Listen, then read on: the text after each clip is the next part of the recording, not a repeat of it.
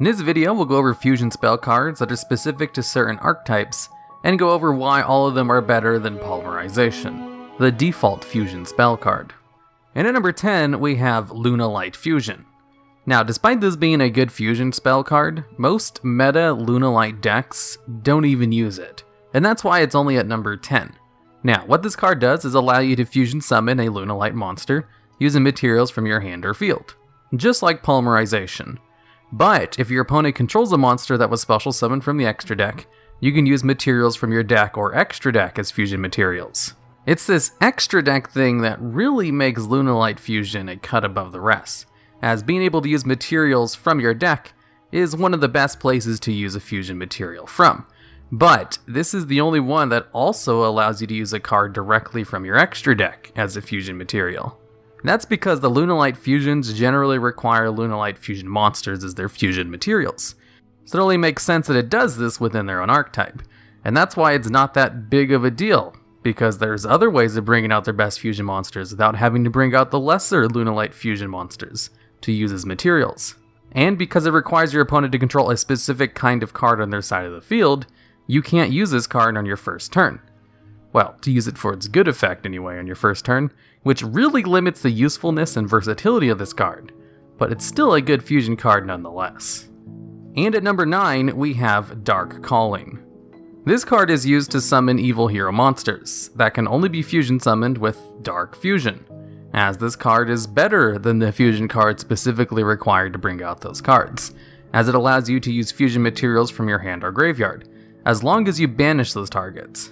Back in the days of YuGiOh Online, this card was used to bring out really big evil hero Dark Gaias and set up OTKs, as Dark Gaia just required any fiend type monster plus any rock type monsters as materials, and gained attack equal to those two monsters' attacks. So if you sent two cards like Valkyrion the Magna Warrior and a high attack fiend monster, you could easily get to over 6,000 attack with a monster that could change your opponent's defense position monsters to attack mode. So it was a really good big beater in times before effect negation was commonplace. But then it kind of fell to the wayside and wasn't as useful as there was no way to actually search the card out. And the cards it could bring out weren't even that great anyway. But recently, they've been releasing a new wave of evil hero support that both gives you a way to search out Dark Calling and a better target for it to bring something out. So who knows, it might make a resurgence. And at number 8, we have Miracle Fusion. Dark Calling was actually supposed to be like the dark version of Miracle Fusion, as Miracle Fusion can only be used to bring out an elemental hero monster, but it allows you to use materials from your field or graveyard as long as you banish them. And Miracle Fusion was so good, it was basically the cornerstone to making hero decks viable throughout the years, until they got better and better support and moved away from fusions outside of mass change. Especially if used with cards like Elemental Hero the Shining, who only required an Elemental Hero monster plus any light type monster as its fusion materials, gain 300 attack for each of your banished Elemental Hero monsters, and if this card was destroyed on the field, you could add 2 of your banished E-Hero monsters to your hand. So if brought out with Miracle Fusion, you just straight up got advantage off the Shining, even if its floating effect could easily miss timing. Nowadays, the card rarely sees play, and has kind of been power crept a little bit, but is still a pretty solid fusion card for the archetype nonetheless. And at number 7, we have Red Eyes Fusion. This card allows you to fusion summon a Red Eyes monster, and allows you to use materials from your hand, field, or deck as the fusion materials, all at the cost of not being able to summon other monsters during the turn you activate the effect. And since it allows you to use cards from your deck without requiring your opponent to have a specific card on the field, and the fact that you can use both materials from the deck and not just one of them, makes it a really good fusion spell card. And it has pretty decent targets to bring out, like Red Eyes Slash Dragon. The only problem with it though, is its downsides of not being able to summon other monsters during the turn, which means you can only really go for that one fusion summon and nothing else, which really goes against modern Yu-Gi-Oh's way of summoning a whole bunch of monsters in one turn. Whereas Miracle Fusion was usually used as a combo extender, and there were many plays done after and before it was used.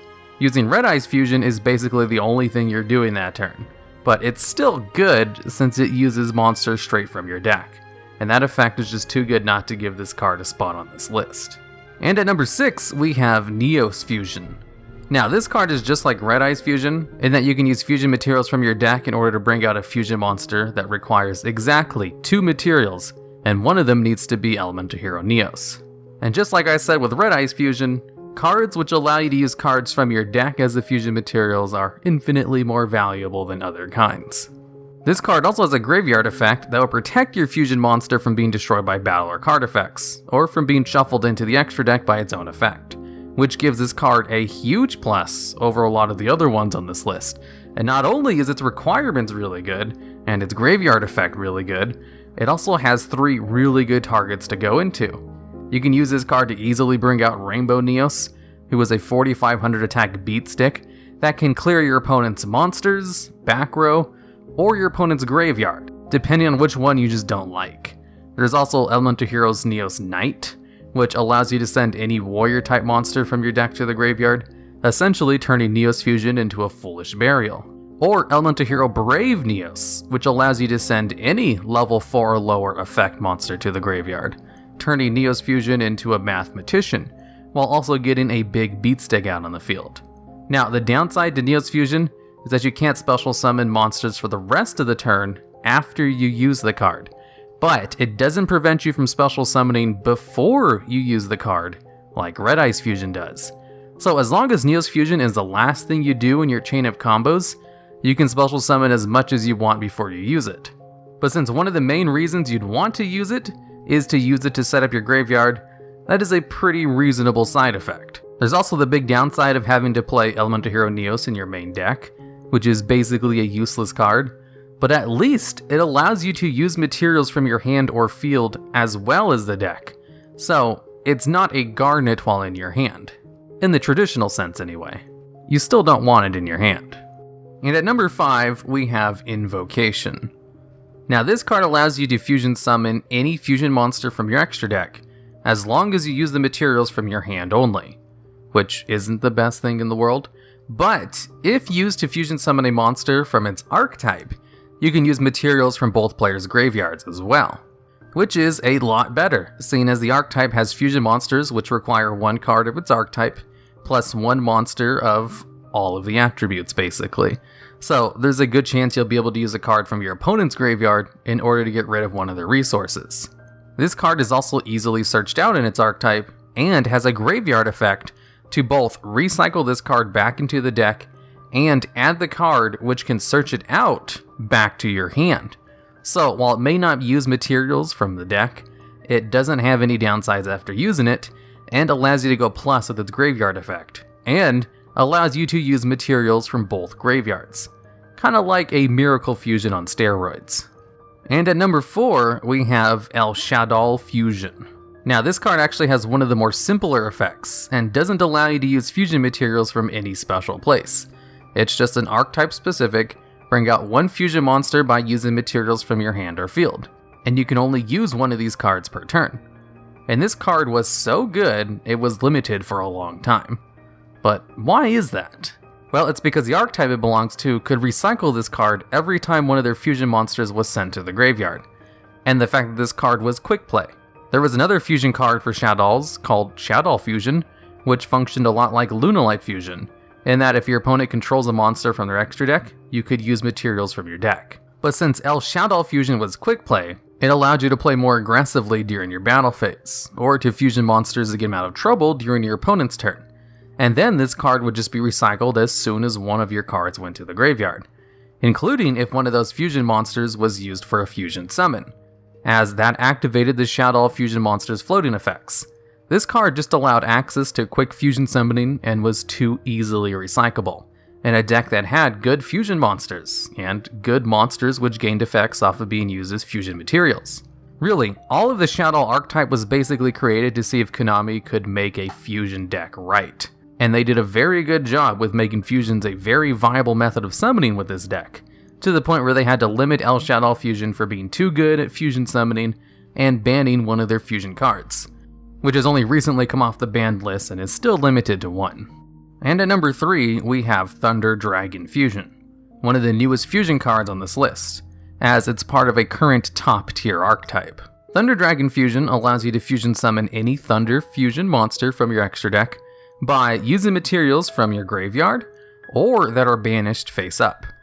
It allows you to use a combination of the two, whereas previously there was only one other card that allowed you to use banished cards as fusion materials, and it had really heavy restrictions on it and only allowed you to use banished cards.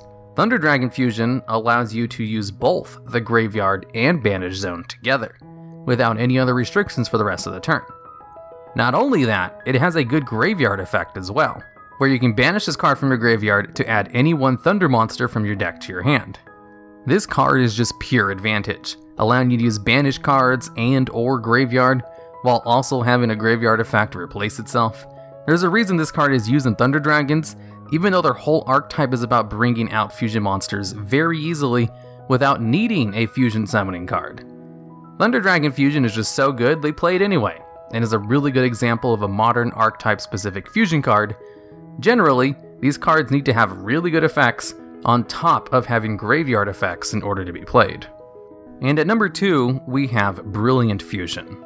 This card was so good that it was played in a ton of decks that had nothing to do with Gem Knight cards, and popularized the use of the word Garnet to mean cards which you don't want in your hand. Basically, this card allows you to fuse a Gem Knight fusion monster as long as you use fusion materials from your deck only as its materials, but the card summoned by this effect will have 0 attack and defense. And the card most commonly used with Brilliant Fusion was Gem Knight Seraphonite, because they had an effect which gave you a double summon while on the field, and gaining a second normal summon while also gaining a card on the field for free, and to set up a light type monster in your graveyard was such good advantage for pretty much any deck that Brilliant Fusion was used in everything and not just Gem Knight decks. In fact, Brilliant Fusion was so good that it's currently limited since people were playing it too much, and because it gave so much advantage for so little. Basically, the only downside to playing Brilliant Fusion was that you also had to run Gem Knight Garnet in your deck, which is a vanilla monster that doesn't do anything and is a straight up bad card to draw, as you wanted it to stay in your deck. And at number 1, we have Metalfoes Fusion. Now, it's kind of a hard choice to decide which one should be number 1, Brilliant Fusion or Metalfoes Fusion, as they're both such good cards, but ultimately I decided to go with Metalfoes Fusion because the card is so good that its most common use isn't even to use it for fusion summoning anything. Now, its effect is to fusion summon one Metalfoes Fusion monster by using materials from your hand or field, which is the default place to use materials from. But it also has a graveyard effect where you can shuffle this card back into your deck in order to draw one card. So if you're playing any kind of mill deck, this is a viable card to play in that deck, as it allows you to turn this card into your graveyard into a +1 to your hand.